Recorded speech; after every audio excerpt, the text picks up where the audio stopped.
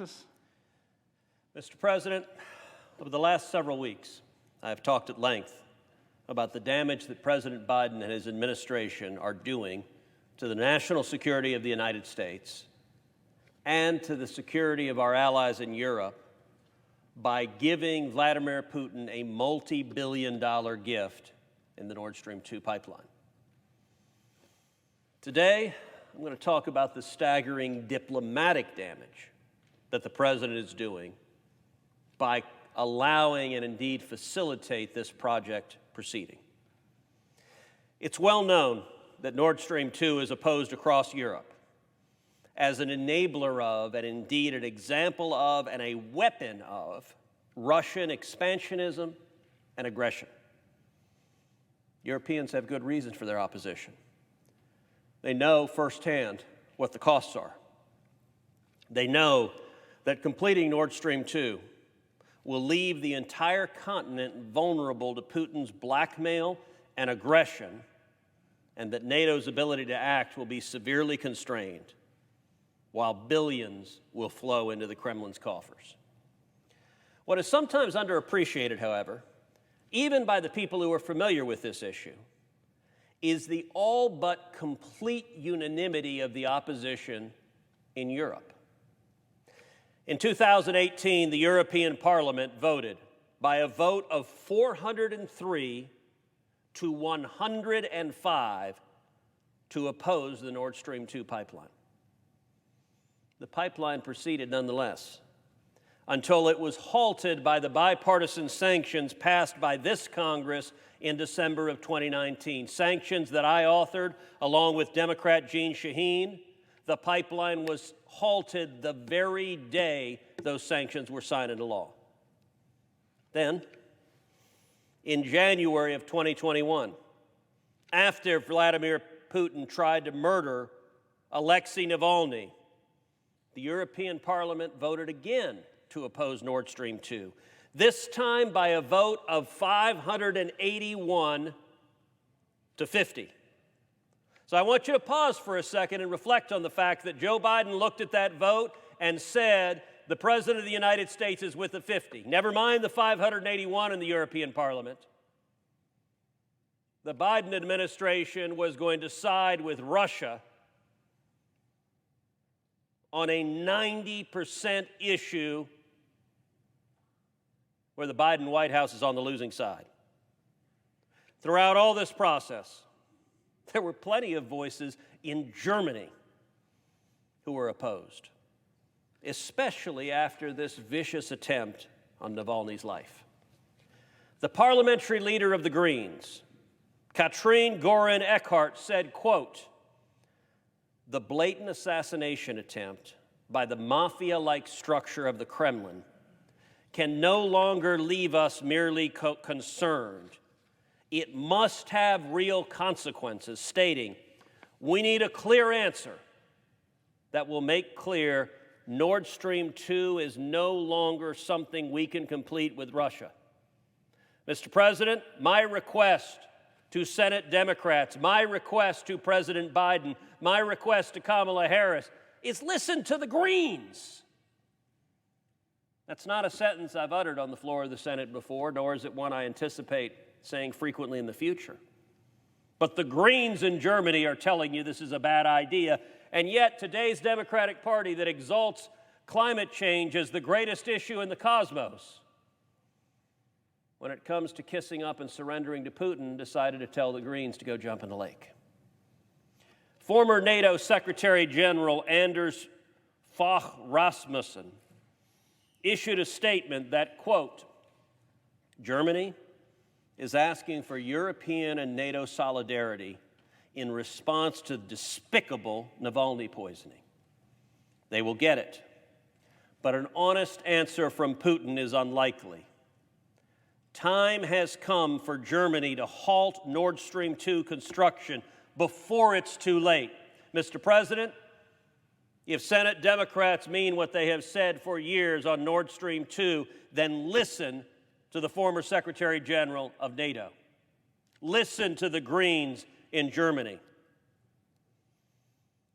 But now, bizarrely, after Joe Biden has ignored the Greens, after Joe Biden has ignored NATO, after Joe Biden has ignored our Central European allies, all of this was done in the hopes of getting goodwill and support from Angela Merkel.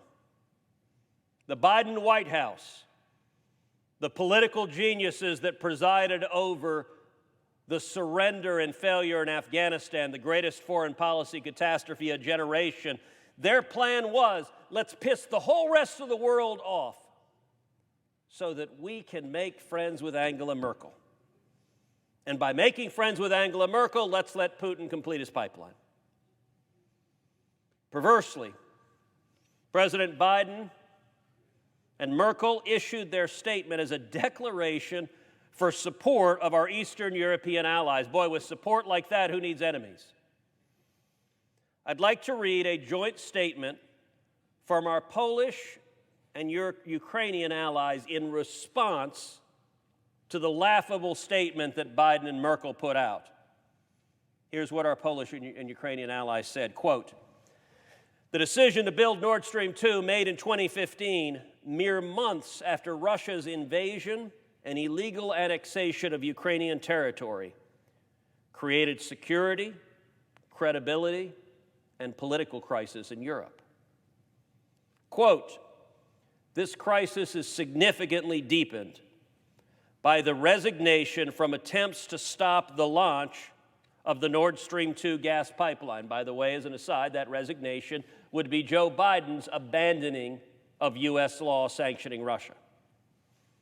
The letter continued, quote, "This decision has created political, military, and energy threat for Ukraine and Central Europe, while increasing Russia's potential to destabilize the security situation in Europe, perpetuating divisions among NATO and European Union member states." Let me read that again. This decision, Joe Biden's political genius surrendering to Russia, has, quote, "created political, military, and energy threat for Ukraine and Central Europe." That sounds bad. It is bad. While increasing Russia's potential to destabilize the security situation in Europe, perpetuating divisions among NATO and European Union member states. The letter continued, quote, "Ukraine and Poland will work together with their allies and partners to oppose Nord Stream 2 until solutions are developed to address the security crisis created by Nord Stream 2, to provide support to countries aspiring to membership in Western democratic institutions, and to reduce threats to peace and energy security." Mr. President, what do our friends in Ukraine and Poland tell us? That Joe Biden's decision has created a, quote, "threat to peace and energy security." But even then, Biden-Harris officials insisted that they had worked out security arrangements. It was all perfectly taken care of. They would ensure that Russia would never, ever, ever use Nord Stream 2 for blackmail. Mr. President, that's their promise. That's Joe Biden's promise. Fear not. They got it figured out, and they have commitments that Russia will never use Nord Stream 2 for energy blackmail. Mr. President, how long do you think those commitments lasted? If you have a stopwatch, I'm not sure the stopwatch can measure increments of time that small. Because Russia didn't even give a decent interval, didn't let the ink dry on the Biden White House press release before they immediately began doing the thing that Biden promised Russia would never do. Biden White House said, we've got an agreement to make sure Russia never uses it for energy blackmail. And what did Putin say? Excuse me, we're in the middle of energy blackmail. So we don't even have to wait a year, 2 years, 5 years. We don't have to wait a month. We don't have to wait a week. We don't have to wait a day to know if the Biden promise was true or false, that Russia would never engage in energy blackmail over Nord Stream 2. Why? Because they're doing it right now, this instance, as we stand here. Just 1 week ago, the Kremlin and its gas barons, the oligarchs, the corrupt mafia oligarchs that run Russia, said that if Europe wants reliable gas as we approach winter, and gosh, did we mention it gets cold in Europe? That having gas to heat your homes and prevent your grandmother from freezing to death might be a nice thing? Well, the Kremlin and the gas oligarchs said it's very simple. If they want to have heat, all they need to do is rush through the activation of Nord Stream 2. They said, quote, undoubtedly, the earliest possible commission of Nord Stream 2 will help balance the natural gas prices in Europe. Undoubtedly. Russia is literally reducing the supply right now today, exercising its blackmail in September. Mr. President, you live in the Northeast United States. September is a beautiful time of year. The autumn leaves are turning, the breeze is crisp. You're not right yet shivering to turn on the heat at night. The same is true in Europe. But fast forward to November, fast forward to December, to January, to February, when the bitter cold starts setting in. When having gas or not and having heat or not is the difference between living and dying. What do the Russian oligarchs say? They say very simply, quote, undoubtedly the earliest possible commissioning of Nord Stream 2 will help balance the natural gas prices in Europe. And of course, the response from Biden and from Germany has been crickets. Remember Biden and Merkel said, if they try that, those dastardly Russians, we will stand up boldly to them. We will hold them to account. Mr. President, where's Joe Biden? No, I mean that seriously. Where is Joe Biden? Nowhere. Maybe in the White House basement, I don't know. But he's not doing anything to stand up to the Russian energy blackmail happening right now. By the way, neither is Merkel. Their promises just weeks ago have already been demonstrated to be completely hollow and empty.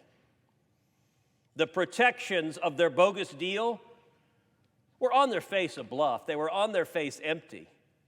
But how often is it in politics that such an empty promise gets revealed as a lie minutes after it's made? Well, in this case, Putin was only too happy to oblige. That's why we call the pipeline the Biden-Putin pipeline. But of course, the punchline of all of this, so the Biden administration has managed to tick off Europe, to tick off the European Union. They've managed to tick off Ukraine. They've managed to tick off Poland. They've managed to tick off the Eastern Europeans. They've also independently managed to tick off the French so much that they pulled their ambassador home from the United States.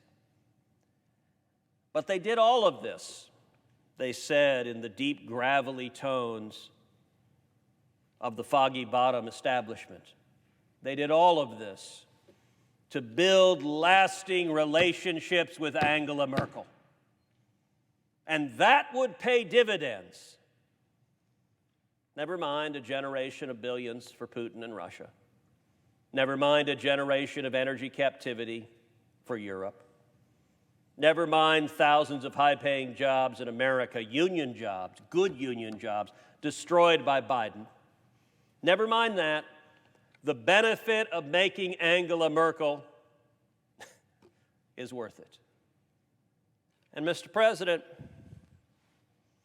you know, there's an old saying that God has a sense of humor. That was illustrated this weekend. Because this weekend, there was an election in Germany. The people went to vote, and what happened? The German voters went to vote, and Merkel's party didn't win the election. Now the Social Democrats will be looking to form a coalition with the Greens. Which Greens? Oh, the very same Greens that are passionately opposed to Nord Stream 2 that cried vociferously to kill the pipeline, and that Joe Biden and Kamala Harris said, go jump in a lake. The new coalition, and by the way, just about every electoral scenario that comes out of this election, will empower the Greens in Germany. And the political geniuses in the White House have just alienated and antagonized the Greens. Biden's supine giveaway. Isn't that a good word, supine? It describes the Biden foreign policy for every enemy of America. Be flat on your belly and give our enemies what they want. Biden's supine giveaway to Putin was all for nothing. It literally produced nothing for the United States. It alienated our friends, and it emboldened our enemies. Mr. President, if you're Xi in China, and you see Joe Biden rolling over and surrendering to Vladimir Putin, giving him everything he wants, giving him a pipeline that will enrich him for generations to come, what do you think Xi is thinking? I can tell you what Xi is thinking. Xi is thinking, this is a president who's weak, who will surrender to me too. We saw that demonstrated just in recent days, where the Biden administration surrendered on a senior executive from Huawei, allowing her to go back to China, giving Communist China exactly what it wanted. And once again, what does Xi take? What do the Chinese communist leaders take from that? That this president will roll over, will surrender. And you know, there's a striking irony. These catastrophic decisions and failures are particularly jaw-dropping given that President Biden ran on a platform of restoring diplomacy. You remember the refrain, the adults are back? It was said with this moral superiority that the Biden guys were going to come in and no more of this American strength. The adults know better. Here's what Joe Biden said on February 4th, quote, I want the world to hear today, America is back. America is back. Diplomacy is back at the center of our foreign policy. We will repair our alliances and engage with the world once again, not to meet yesterday's challenges, but today's and tomorrow's. Biden spoke specifically about Russia. He said, quote, American leadership must meet this new moment of advancing authoritarianism, including the determination of Russia to damage and disrupt our democracy. And Biden added that we, quote, must start with diplomacy rooted in America's most cherished democratic values, defending freedom and championing opportunity. You know, if irony had ever been alive, that speech killed irony. If irony was dead and buried, that speech made irony roll over in her grave. Literally every word of that speech, every syllable of every word, down to and thee, has been proven false. America is back, Biden told us. Diplomacy is back. We will repair our alliances. Mr. President, how's that gone? Have we, in fact, repaired our alliances? With Nord Stream 2, Biden has pissed off the French, the Polish, the Ukrainians, the European Union. Has Biden repaired our alliances? Has Biden engaged with the world once again? Well, if engaged with the world means surrender to Putin and give him everything he wants, then I guess so. And to meet not yesterday's challenges, but today's and tomorrow's. Mr. President, how is Biden giving Putin, a massive natural gas pipeline. How is that meeting tomorrow's challenges unless the challenges are how to fund Russia's military? Those are the challenges he's talking about. Then congratulations, Joe Biden, you actually lived up to that. He spoke about Russia. American leadership must meet this new moment of advancing authoritarianism. How did Joe Biden and Kamala Harris meet this new moment of advancing authoritarianism? By funding it. Every year, Putin will cash a check. A couple $2 billion, courtesy of Joseph Biden. What should we use this couple $2 billion for? How about advancing authoritarianism? Biden said we must start with diplomacy rooted in America's most cherished democratic values, defending freedom. Mr. President, let me ask you something. Whose freedom did Joe Biden defend with this pipeline?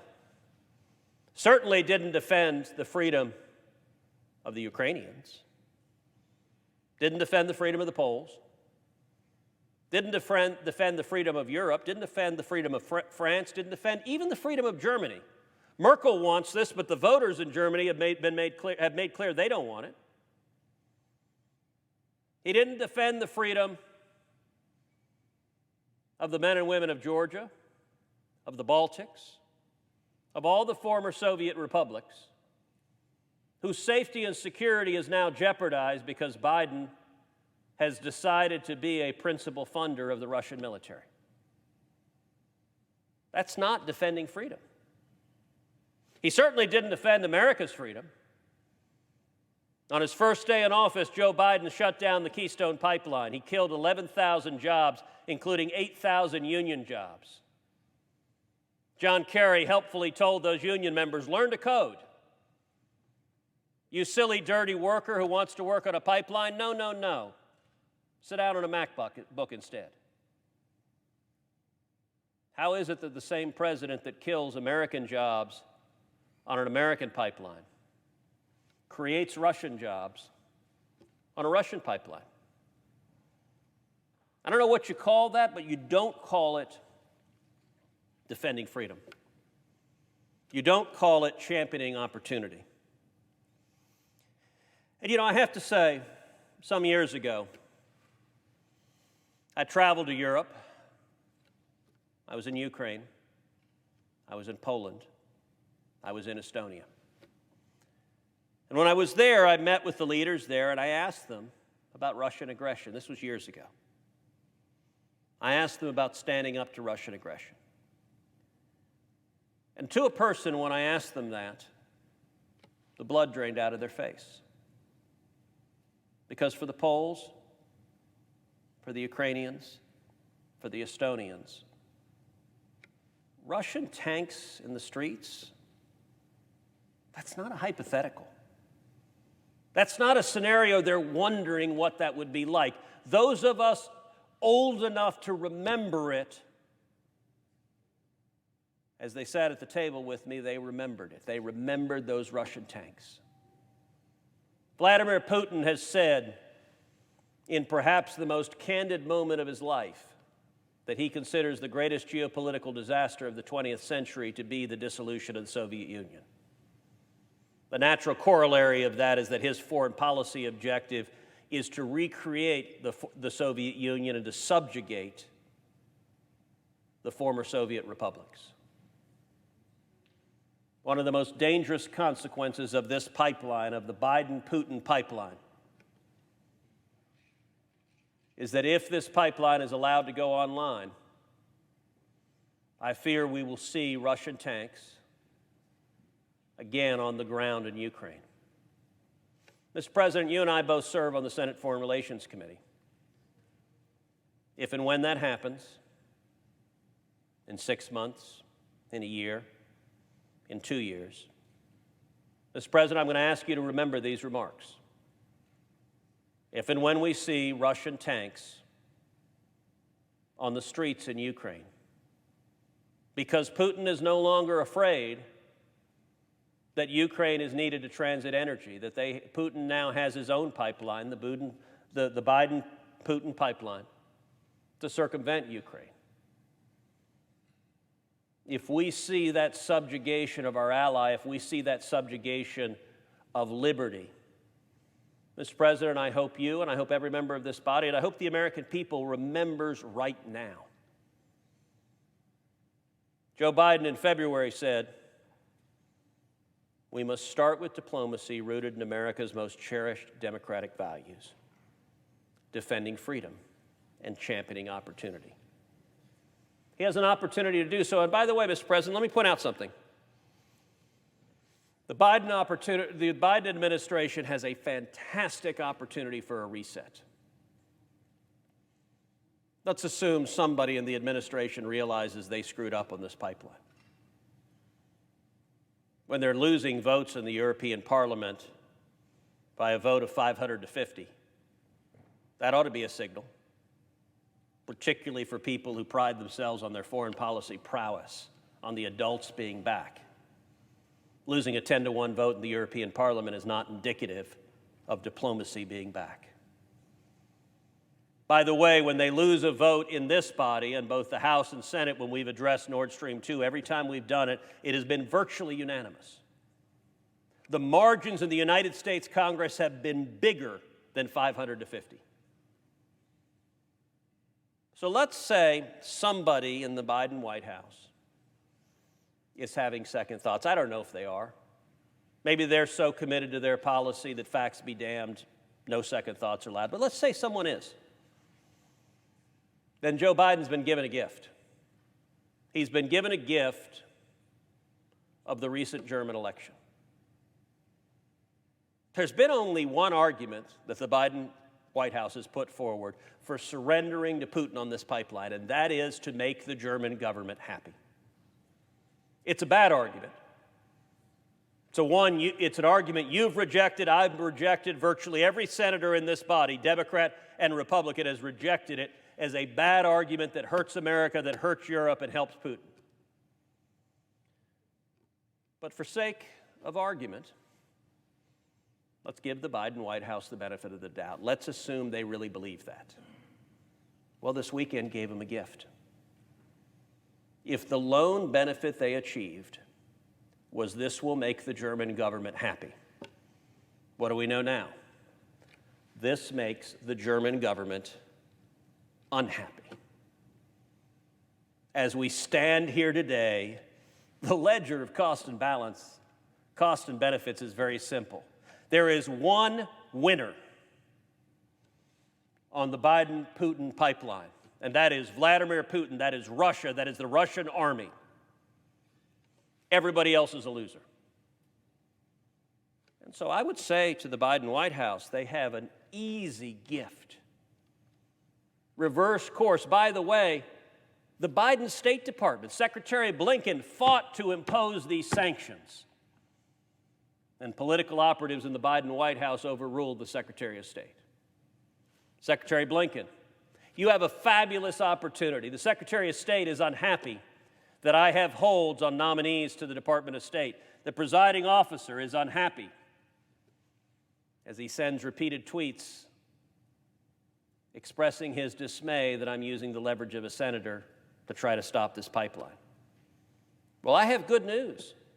The German electorate has given you an answer to this problem. The Biden White House has an easy excuse. The German government is changing.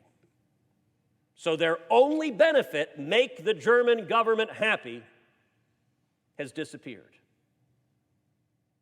If all they care about is making the German government happy, if they don't care about the rest of Europe, if they don't care about Ukraine, if they don't care about the European Union, if they don't care about American jobs, if they don't care about Putin getting richer and stronger, if the only criterion is make the German government happy, you know what they should do today? Sanction Nord Stream 2 AG. Follow the law. And if they do that, I'll lift the holds, and these nominations can proceed very, very quickly. The German voters have given Joe Biden a gift. The only question is if anyone in the White House is paying attention. if anyone wants to accept the gift, or are they too stubborn? They picked their course, damn it, and they're going to go down with the ship, even if it hurts America forever. There is still time to stop this pipeline. The question is, does anyone in the White House care? I hope and pray that they do. Because if Joe Biden and Kamala Harris persist in their decision to completely and totally surrender to Vladimir Putin, that will harm the United States not for a year, not for 10 years, but for 30, 40, 50 years going forward. Mr. President, the German voters have given you a gift. You should take it. I yield the floor, and I suggest the absence of a quorum. Clerk will call the roll. Ms. Baldwin.